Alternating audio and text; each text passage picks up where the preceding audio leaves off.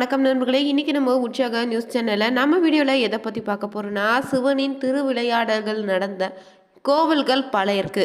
அந்த கோவில்களை ஒன்றுதாங்க இந்த ஆலயம். இந்த ஆலயத்துக்கு நீங்க சென்று வழிபட்டா புத்திர பாக்கியம் உண்டு, திருமண தடை நீங்கோ. இங்க இருக்கக்கூடிய தீர்த்தத்துல நீராடினீங்கன்னா உடல் ஆரோக்கியம் மேம்படும். இந்த ஆலயம் எங்க அமைந்திருக்கு? இந்த ஆலயத்துல பார்த்தீங்கன்னா சிவன் நடனமாடி அருளை பெற்ற நபர்கள் யாருன்னு தான் இந்த பதிவில் பார்க்க போகிறோம். இந்த ஆலயம் ரொம்ப பயனுள்ளதாக இருக்கும். மேலும் நீங்கள் புதியவராக இருந்தீங்கன்னா சேனலை சப்ஸ்கிரைப் பண்ணிட்டு கூடவே இருக்க பெல் பட்டனை கிளிக் பண்ணிக்கோங்க. வாங்க நண்பர்களே, வீடியோக்குள்ளே போகலாம். முக்கிய திருக்கோவில் தாங்க இது. கோவிலுக்கு எதிரிலேயே திருக்கொலன்னு சொல்லக்கூடிய அக்னி தீர்த்தம் அமைந்திருக்கு. இது ரொம்ப சக்தி வாய்ந்த தீர்த்த குளங்க. புத்திர பாக்கிய வேண்டுபவங்களும் திருமணத்தாடி உள்ளவங்க இங்கு வந்து இந்த தீர்த்தத்தில் நீராடி ஈசனை வணங்கினீங்கன்னா வேண்டிய வரம் அனைத்தும் கிடைத்திடுங்க. உங்கள் ஜாதகத்தில் இருக்கக்கூடிய பிரச்சனைக்கு சரியான தீர்வினை பெற வேண்டும் நினச்சிங்கன்னா இந்த பதிவில் வீடியோவில் டிஸ்கிரிப்ஷனில் ஃபோன் கொடுத்துருப்போம். அந்த நம்பருக்கு கால் பண்ணி நீங்கள் உங்கள் சந்தேகத்திற்கு தெளிவான பதிவை பெற்றுக்கலாம். மேலும் பார்த்தீங்கன்னா இந்த சிவபெருமான் பார்த்தீங்கன்னா நடராஜ மூர்த்தியாக திருநடன புரிந்த சிவ ஆலயங்கள் பல இருக்குது. சிதம்பரத்தில் தவம் செய்த பதஞ்சலிக்கு வியாக்கிரபாதருக்கும் காட்சி அருளிய ஈசன் தான் பொன் சபைன்னு சொல்லுவோம். பதஞ்சலியும் வியாக்கிரபாதரும் அதன் பின்னாடி பல்வேறு தலங்களுக்கு சென்று ஈசனை தரிசனம் செய்து வந்திருக்காங்க. அப்படி அவங்க விரும்பியதெல்லாம் ஈசனும் திருநடன காட்சி அருள்பாலித்திருக்காரு. அப்படி பதஞ்சலிக்கு ஈசன் திருநடன காட்சி அருளிய ஒரு தலம் தாங்க இந்த விளமர் தலம். அதையே இந்த பதிவில் நம்ம பார்க்க போகிறோம். திருவாரூரில் பகுதியாகவே திகழ்கிற தலம் தாங்க இது. திருவாரூர் தஞ்சாவூர் சாலையில் இருந்து திருவாரூர் மாவட்ட ஆட்சி அலுவலகத்துக்கு அருகிலே அமைந்திருக்குங்க இந்த ஆலயம். ஓடம்போக்கி ஆற்றின் தென்கரையில் அமைந்திருக்கக்கூடிய இந்த ஆலயம் பார்த்தீங்கன்னா பழமையும் சக்தி வாய்ந்த சிவன் ஆலயமாக அமைந்திருக்கு. திருஞான சம்பந்தர் பார்த்தீங்கன்னா இத்தலத்துக்கு வந்தபோது தான் இத்தல விளமரங்கள் அடர்ந்த காடாக விளங்கியிருக்கு. எனவே இதை விளமர்னு அழைத்தாரு. பின்னர் இதை ஒட்டி அமைந்திருக்கக்கூடிய நகர பகுதிக்கு விளநகர்னு பெயர் வைத்தாராம். அதையே திருஞான சம்பந்தரும் பார்த்தீங்கன்னா மந்தக பேருன்னு தொடங்கும் தன் பதிகத்தில் குறிப்பிட்டிருக்காரு. இந்த ஆலயத்தில் பதஞ்சலிக்கு காட்சி அருளிய தலம் என்பதால் இங்கே இருக்கக்கூடிய ஈசனுக்கு பதஞ்சலி மனோகரன்னு திருநாமத்தோடு அழைக்கிறாங்க. இந்த கோவில் கிழக்கு நோக்கிய திருக்கோவிலாக அமைந்திருக்கு. கோவிலுக்கு எதிரேயே பார்த்தீங்கன்னா தீர்த்தக்கொலை இருக்கு. இதற்கு அக்னி தீர்த்தன்னு பெயர் சொல்றாங்க. புத்திர பாக்கிய வேண்டுபவங்களும் திருமண தடை உள்ளவங்க கல்வியில மேன்மை அடைய வேண்டும் விரும்புனீங்கன்னா தீராத நோயால் பாதிக்கப்பட்டவங்க இந்த அக்னி தீர்த்தத்தில் நீராடி சிவனுக்கு அன்னம் சாத்தி வழிபட்டா சிறந்த பலன் உண்டுங்க. மேலும் இந்த கோவிலில் முகப்புல ஒரு பக்கத்தில் விநாயகரும் மறுபக்கத்தில் முருகரும் நீங்கள் தரிசிக்கலாம். மயில் மீது அமர்ந்தவாறே தாங்க கம்பீரமாக கால் மேல் கால் போட்டபடி காட்சி தருவாங்க ரெண்டு பேரும் ஒரே சிலையில. இந்த கோவில முகப்பை தாண்டி உள்ளே நுழைந்தீங்கன்னா வெளி பிரகாரம். இந்த பிரகாரத்துல சன்னதிகள் எதுவும் இருக்காது. தெற்கு பகுதியில மந்திர நந்தவனம் அமைத்திருக்காங்க. வாயிலுக்கு செல்லும் பாதையில பார்த்தீங்கன்னா பலிப்பீடமும் நந்தி இருக்கு. இந்த பாதைக்கு மேலே கூரை வேயப்பட்டிருக்கு. ஒற்றை மட கோபுரன்னு கொண்டிருக்கக்கூடிய உள் வாயிலை கடந்து சென்றீங்கன்னா உள்பிரகாரத்துல நீங்க அடைந்துடலாம். பிரகாரம் மிக ரொம்ப அழகாக இருக்குங்க. தென்மேற்கு மூலையில் சித்தி விநாயகர் சன்னதி, மூலவர் கருவறை பின்புறம் பார்த்தீங்கன்னா மகாலட்சுமி சன்னதி அமைந்திருக்கு.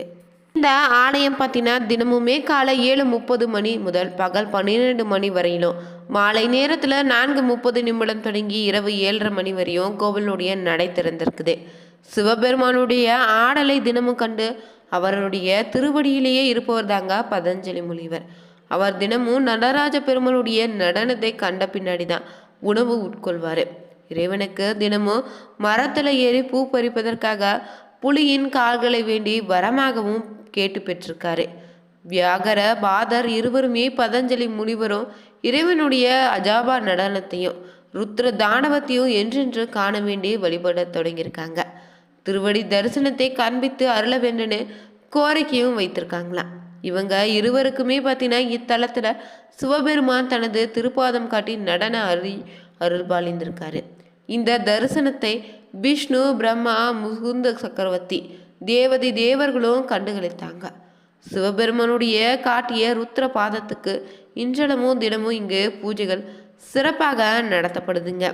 இத்தல பார்த்தீங்கன்னா திருவடி சோஸ்திரன்னு சிவபாஸ்தன்னு சொல்லுவாங்க. இந்த கோவிலில் முகப்பு வாயிலுடன் இவ்வாலயம் அமைந்திருக்கு. கோயில் எதிரே இருக்கக்கூடிய தீர்த்த அக்னி தீர்த்தங்க. முகப்பு வாயிலுடைய இருபுறமே பார்த்தீங்கன்னா விநாயகரும் மறுபுறமாக முருகனும் வீற்றிருப்பாங்க. உள்ளே நந்தி பலிபீடமும் இருக்குதுங்க. கோவில் முன் மண்டபத்தில் பதஞ்சலி முனிவருடைய திருவுருவமும் அமைத்திருக்காங்க. வியாக்க பாரத முனிவர் சூரியன் ஆகியோர் இத்தலத்தில் இறைவனை வழிபட்டதாகவும் சொல்லப்படுது. அவங்களுக்கு இந்த கோவிலில் சன்னதியும் இருக்குதுங்க. இங்கு கிழக்கு நோக்கி மண்ணாலான சுயம்பு மூர்த்தியாக இறைவன் அருள்பாலிக்கிறாரு. இங்குள்ள மூலவரின் முன்பு தீப வழிபாடு நடக்கக்கூடிய நேரத்தில் அந்த ஒளி லிங்கத்திற்கு பிரதிபலிப்பது. லிங்கம் பார்த்தீங்கன்னா தீப ஜோதியாக தெரிவதை நம்மால் பார்க்க முடியும். கோஷ்டங்களில் தட்சிணாமூர்த்தி, மகாவிஷ்ணு, துர்கை சன்னதிகள் அமைந்திருக்கு. இத்தலத்தில் இருக்கக்கூடிய ராஜதுர்க்கை 8 கைகளோடு சூலமும் கிளியும் தாங்கி சிம்ம வாகனத்தில் காட்சியளிப்பா. இங்கு ராகு கேது செவ்வாய் தோஷம் உள்ளவங்க வழிபடக்கூடிய சிறந்த பரிகார தலமாகவும் அமைந்திருக்கு. பைரவருக்கு இங்கே தனி சன்னதி இருப்பது கோவிலில் மற்றொரு சிறப்பாக இருக்குங்க. தெய்வரை இங்கு தேய்வரை அஷ்டமி நாட்களில் சிறப்பு விசேஷமாக பூஜைகளும் அபிஷேகங்களும் நடத்துகிறாங்க. பைரவரை இத்தலத்தில் நவகோள்களுடைய அதிபதியாக சோத்திர பாலகராக இருப்பதால் இங்கு நவகிரக சன்னதி கிடையாதுங்க. விநாயகர் கையில் மந்தக மணியோடு அருள்பளிப்பார். விஷ்ணுனுடைய தலைவில் சிவனின் திருவடி இங்கே இருக்கும். யம சண்டிகேஸ்வர வித்தியாசமாக இங்கு அமர்ந்திருந்து அருள்பாலிப்பார். இங்கே பார்த்தீங்கன்னா புத்திர பாக்கிய வேண்டுபவங்களோ, திருமண தடை உள்ளவங்கன்னே, கல்வியில் மேன்மையை விரும்புவங்க, தீராத நோயால் பாதிக்கப்பட்டவங்க இங்கே இருக்கக்கூடிய அக்னி தீர்த்தத்தில் நீராடி சிவனுக்கு அண்ணா சாத்தி வழிபட்டால் சிறந்த பலன் கிடைக்கும்னு சொல்லுவாங்க. தொழில் சிறக்கவும் கல்வியில் சிறந்து விளங்கவும் இங்கு வழிபடுவது ஒரு நல்ல பரிகாரமாகவும் அமையுங்க.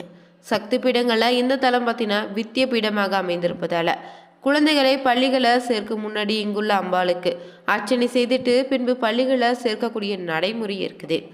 இங்கு பார்த்தீங்கன்னா வாய் பேச முடியாதவங்க, திக்குவாய் உள்ளவங்கன்னு இரவி மதுரபாஷினி அம்மனை வழிபாடு செய்தால் பல நிச்சயம் உண்டுங்க. புரட்டாசியில் வரக்கூடிய மகாலய அமாவாசை நாளில் இங்கு முன்னோருக்கு தர்ப்பணம் செய்து விளம்பல் பதஞ்சலியும் மனோகரை வழிபாடு செய்தால் சிறப்பான பலன் உண்டு.